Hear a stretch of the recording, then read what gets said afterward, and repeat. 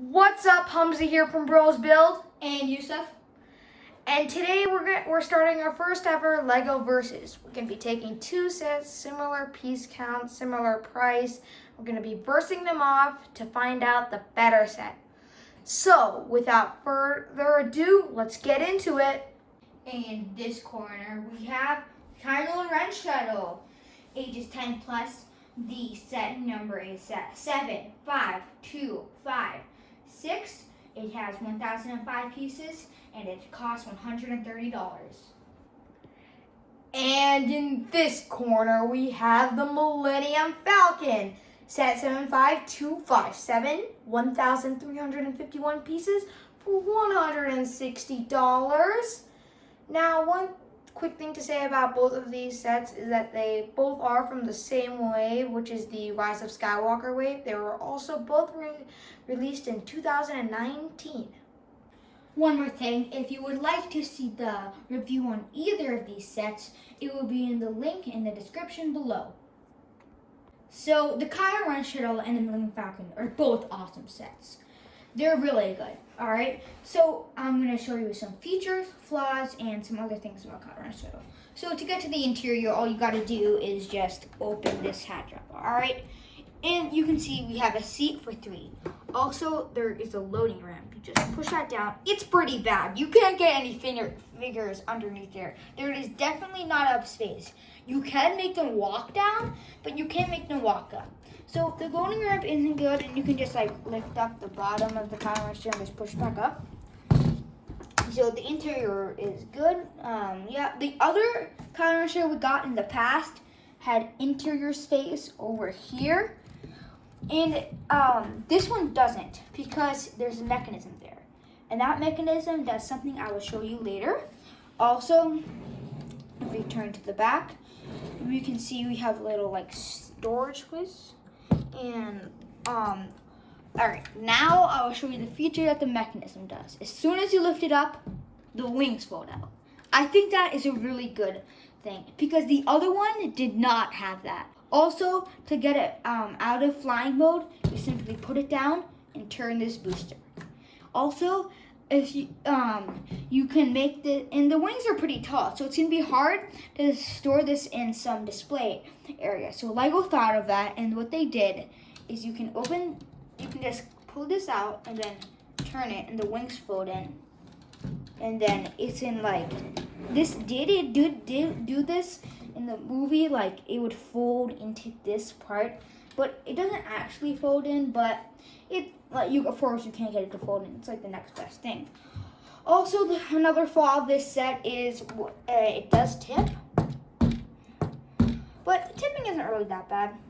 Also, this part does come out sometimes. Oh yeah, I almost forgot to mention, they can go to shooters here and here.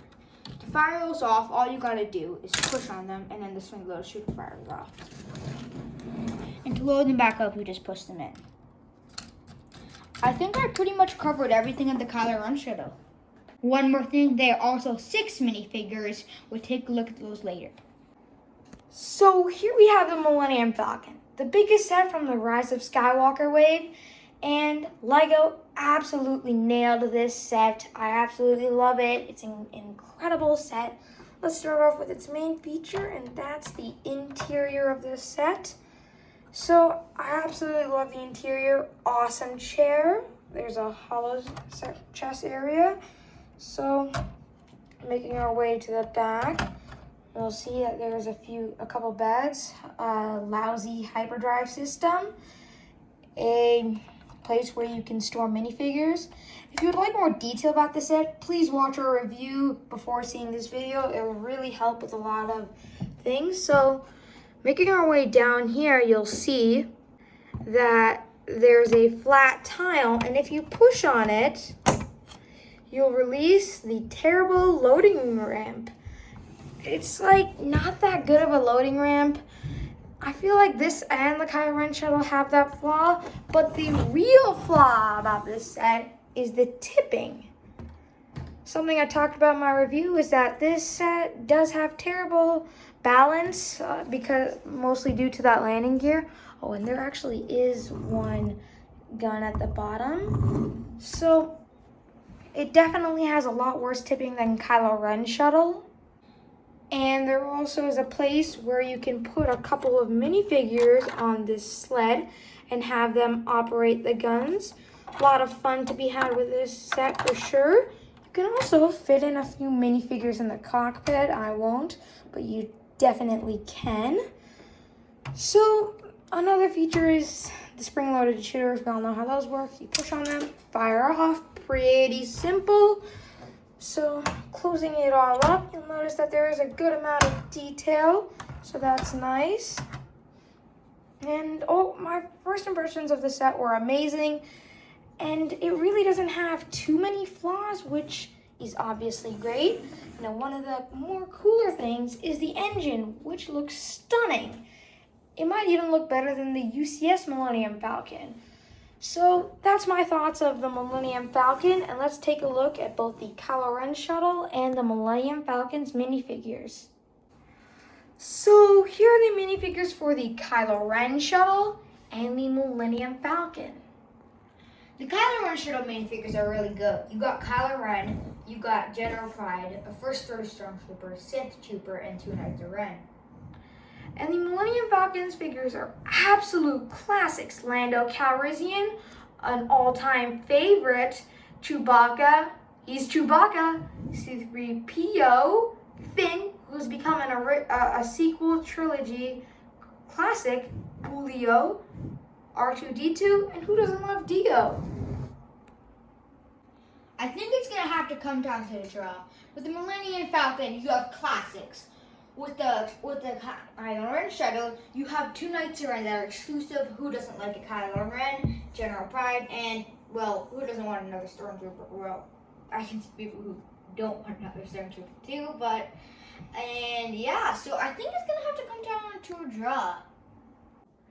Let's be honest. The real reason why you're buying any of these sets is for these ships themselves. You're not buying it for the minifigures or any other reason. Now, they both do have good value. The Millennium Falcon coming in at $160, the Kylo Ren Shuttle coming in at $130. As far as I'm concerned, they pretty much have the same value, which is a good value. Probably already guessed this, but if the minifigures and the value are the same, which ship is better? It has to go to the Millennium Falcon. It's an absolutely classic ship that has been recreated in LEGO so perfectly. Only really one flaw, and the Kylo Ren Shuttle has that same flaw. It was pretty neck and neck. Like, if the Kylo Ren Shuttle didn't have this flaw, it's a near perfect set. Now, the Millennium Falcon does have gap edge, which might be another reason why it didn't just destroy the Kylo Ren Shuttle.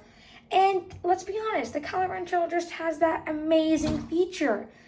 So, anyways, that's all for this video, and we'll see you on our next review.